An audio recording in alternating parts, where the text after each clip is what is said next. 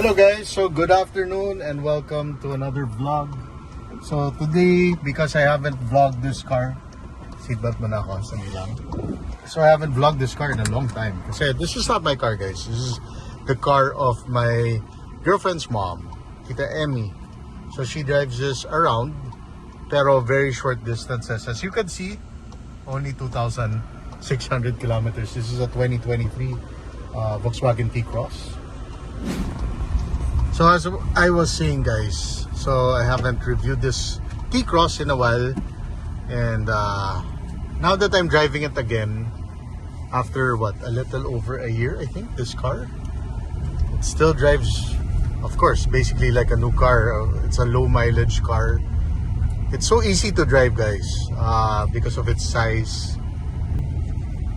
Diba your mom likes this car because it's small, yeah, and matipid sa gas, no babe? Yeah. And now she loves this guys, the panoramic sunroof. Yan. She loves sunroofs. Ako naman, I do like it, but I tend not to, it's not really an option, you know, parang if it's not there, it's fine. But it's nice to have kung nandun. And I like the fact na malaki yung screen ng T-Cross. Yan. 7.5 music. Lower the music. So yan guys, we're just driving in the highway. We're gonna go to Newport, and we decided to use this car kasi coding yung car ko, the Camry and the Ranger. Ang lakas ng aircon nito. Actually, it's very strong, and it's really hot today guys. And of course, this is just a naturally aspirated car. Wala siyang turbo, but it gets up in it's pretty good. Like the throttle response guys is pretty good for a small engine on a, you know, crossover. But this is a small crossover. Of course, this competes with the Hyundai Creta. Then there's the Kia, I think is it Seltos, or there's another Kia that just came out actually. Ano pa ba mga kalaban nito? You could even say, of course, in terms of size but not in terms of price, the new Lexus LBX, napakaganda, but that's like basically way more expensive and premium car. But for this price, yeah, the Hyundai Creta, the Mazda CX-3, I could say, the Mazda CX-3, or even the Mazda CX-30, but the CX-30 is way more expensive. Ano pa ba guys? Hindi yung Ford kasi the Ford Territory is bigger. This is a smaller car. But in terms of price, it does hit it because the Territory, the lowest variant is like 1.2 something, which this car was 1.2 something. But parang the last time I checked, they're giving big discounts kasi lumabas na yata yung facelift ng T-Cross, which had the LED long bar. Alan, try to look for that, the 2024 Volkswagen T-Cross, yung likod niya iba na eh. I think they updated the interior a little bit, but essentially the same car. It's just update facelift. But like I said, very good car, good suspension, considering short wheelbase crossover. It's a small crossover. It's a mini crossover, like they say. But even though it looks small sa labas, inside maluwag siya. I like the back actually. I wish lang that full leather, kasi it's not full leather. This is like parang fabric in the middle. I guess because parang hindi madulas, but it would be nice to have full leather, but just to give it a more premium look. But I think this is a perfect size for Manila guys. Sure, open the sunshade. Guys, kasi malamig naman yung cabin. Yeah. That's why the mom of Andrea loves this car, because of the panoramic sunroof. It really gives that premium feel cabin. Yeah. Malakas talaga aircon, which I like. Importante talaga sa kotse na yan. I've tried so many different cars. Some aircon systems are weaker than others. I would say Mazda is not the best in terms of aircon. Parang nasa gitna siya. The Mazda 3 specifically.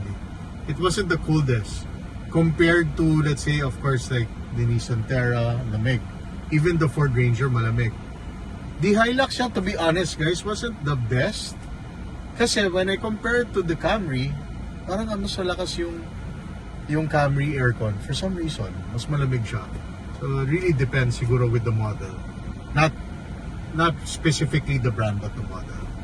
Okay guys, so we're just gonna pay lang and I'll continue this vlog later. And see what we like and we don't like about this car.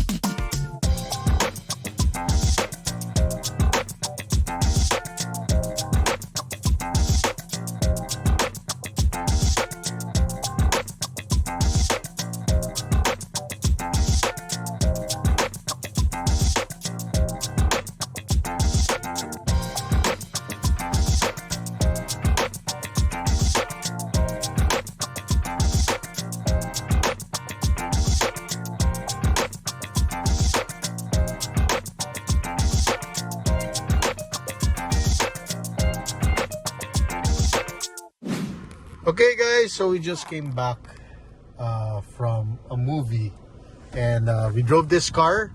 So malapit lang naman the distances. But what I noticed lang after driving it for such a long time. The last time I did a vlog about this guys, we did a PMS for the Volkswagen all the way in Alabang. But you could also do a PMS, I think, what's the other? Green Hills yata guys. I forgot where, but Alabang was the nearest one. I think Mandaluyong. Mandaluyong, sorry, Mandaluyong. But we chose Alabang kasi I'm more familiar with the area. So, very good guys. Like I said, it's not a big crossover. So, the cars that this competes with, like I said, kanina, Creta, the new Kia something, I forgot the name eh. Yun guys, so chinek ko sa aking kodigo ang mga cars that this basically competes with. Actually marami guys eh. As I realized, there's also the Mitsubishi X-Force which just came out. This could also compete with that, but I think the X-Force is cheaper than this. Tapos there's the Peugeot 2008 which is about the same price as this. If you want something a little bit European, then you're gonna go with the Peugeot 2008 or the T-Cross. But Japanese, marami. There's the Kia Sonet that just came out, but it's cheaper and I think it's smaller, the Kia Sonet, but value for money car na yan. And I've been seeing a lot of Kia Sonets as on the road lately because of its price. I think it starts at below 1 million, so that's a pretty good thing. And also the X-Force. Then you got the Mazda CX-3 or Mazda CX-30 depending on the trim. Then what else? Like I said, the Creta. You could even see the cheapest territory, but the cheapest territory is way bigger than this, and that's turbo. But not everyone wants a bigger crossover. And of course, this one has the panoramic sunroof na. The things that I don't like, siguro guys, is walang ilaw sa likod. So dito lang. Pero dito sa likod, there's nothing. Which is kind of weird. I never seen a car that didn't have lights at the back. So, at night, parang mahirap. Unless, parang wala talaga eh. Pero meron ba? Is there light at the back? There's none, no? No. There's none, guys. So, yun, wala. But, good thing meron aircon vents. Malaking bagay yan. Tapos, I don't know with the updated model guys, but I wish it had the auto hold function and electric parking brake, because as we know, we live in Manila, traffic lag eh. So the auto hold really helps. It's not a gimmick, it really helps. And I wish that they remove this auto start stop, which I always press naman. Because to be honest, it gets annoying in any car, yung auto start stop. And eventually that will also, I think it will affect your starter in the future. But I like that it's naturally aspirated. Of course, people would want a turbocharged engine. But in terms of reliability, because it has less parts and less stress on the engine, naturally aspirated would be better in the long run, longevity wise. If you don't need super fast crossover, then this will do. And I like the very easy layout of the car. As we all know, European cars have, especially Volkswagen, that's very basic. You got your aircon controls, very easy, diba? The start button, you got your radio. I wish it just had wireless Apple CarPlay, which it doesn't. I like the gauges, just like the bigger crossover, which is the Volkswagen Taru has that. I like the fact that it has automatic headlights. LEDs headlights, I wish the fog lights were LED, but that's an easy fix. And I like yung mga moon lighting. So, yan guys, meron siyang lighting dito. Parang sa Camry rin. Even sa paa, meron. Yan guys. So, that's also nice to have. I wish it had auto-dimming rear view kasi ito wala. Andrea said na yung aircon dito malakas, pero for me, malakas naman. You know why? Kasi naka-jacket siya eh. Naka-jacket. Ako hindi naman ako naka-jacket eh. But ako malamig naman siya kanina, and it was hot kanina guys when we left. It was around 3 p.m. So it's really hot. Ayun guys, maganda. LED yung ilaw. So dito. Sa driver's side, meron ba? Ayun, maganda kasi sometimes I notice with this type of price point, tinitipid nila tong driver's side. Walang ilaw at saka walang mirror. But ito LED na siya, which is good. But sana Volkswagen, ginawa nilang LED yung fog lights saka yung plate number lights. Yun na lang kulang dito actually. The leather's nice, good quality. Fabric dito like I said. And let's go at the back. Yan. Tika tayo sa likod. Ayan guys, oh. Meron lang kaming... It's really big guys. Ayun oh. So I'm around, what's my height? 4'7". Grabe, 4'7". Actually, almost 5'8 na ako. But tignan mo 5'7". 5'8! Yeah guys, 5'7 and a half. So tignan mo, luwag oh. This is one of the roomiest small crossovers I've been in. Because guys, even the Mazda CX-5, now which is supposed to be bigger than this car, pag umupo ka sa likod ng CX-5, is parang ganito rin. But that's, the price point is what? The cheapest one is like 1.890. So, malayo, diba? Tapos may aircon vents na rin. Then the fact that it has Type-C and USB, diba? Which is good to have, so you could charge at the back. Yun lang, sabi ko na, walang ilaw sa likod. Which is funny on this car. Dapat meron dito, at least. But it's okay. It's not something that, that will affect most people when they buy. Tsaka wala siyang armrest dito sa likod. That's what I noticed. Wala armrest. Unless I'm missing, parang wala talaga eh. But maybe you could bring this down. Alam ko you could bring this down, but walang armrest. But yeah, so sulit naman, and the mom of Andrea is very happy with this car because it's really for people who don't want big SUVs. Not everybody wants a big crossover or SUV. Kasi nga, it's harder to park. Of course, at the end of the day, it's more expensive to maintain. And in terms of, like practicality, diba? Yeah, sometimes we have to be practical. That's why these cars exist.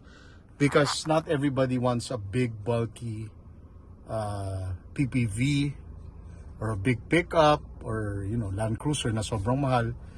People just want an easy car to drive. Relatively affordable to maintain, of course, and affordable to buy.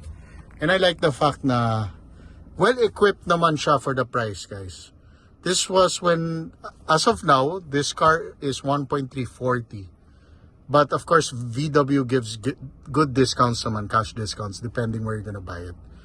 but I think it's pretty good. But there's a lot of competition and a lot of cheaper Japanese, Chinese, and Korean crossovers na kalaban nito. That's why mahirap talaga to compete nowadays when it comes to cars and purchasing. It's good for the buyer. Not it's also good naman for the other companies that pushes them to basically sell and compete with other crossovers, other brands, diba? Okay guys, so this is the vlog for today. So the update of the Volkswagen T-Cross.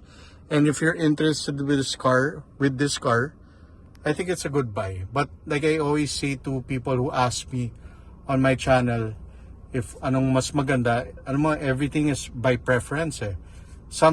What I like might not be what you guys like. So for me, test drive the car and check the value proposition. And if you live in Manila, that's easier to buy cars because most of the manufacturers in Manila. Pero kung nasa probinsya kayo, buy a car na where you can access parts kaagad like Toyota, Mitsubishi, Nissan, Isuzu, mga ganun. Mga Volkswagen baka mahirapan kayo, Mazda or Ford, or even some Chinese or Korean cars, diba? So you go with the trusted Japanese models, right? But yeah, the Volkswagen T-Cross is good. It's almost 2 years, this car, but no issues at all, which is fantastic, diba? And I wish I could see more Volkswagen cars, especially the VW Tharu. I don't see the VW Tharu at all, guys. Siguro once ko lang nakita kasi of the price. Medyo mahal siya, 1.8 and 1.9 million. Ang daming kalaban talaga. But, like I said, there's one person who bought a T-Cross na nag-comment sa akin and he wants an updated video. So I'm doing that for that person actually. And if you want more updates, we'll do that for sure. I'm gonna update also you guys from sa Ranger Wild Track 4x2 soon. So take care guys and God bless.